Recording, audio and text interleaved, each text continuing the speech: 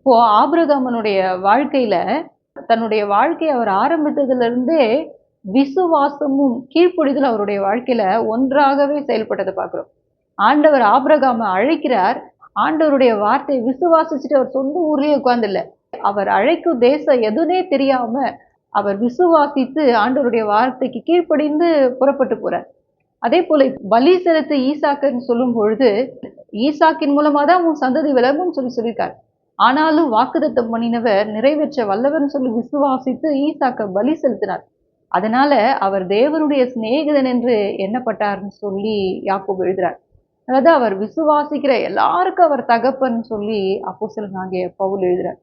Abraham ஆண்டவரை விசுவாசித்து தன்னுடைய விசுவாசத்தை கிரியையில வெளிப்படுத்துற ஒரு மனுஷனாக வாழ்ந்ததுனால அசாத்தியமான ஒரு காரியத்தை தன்னுடைய வாழ்க்கையிலே பெற்றுக்கொண்டார்னு சொல்லி பார்க்கிறோம்.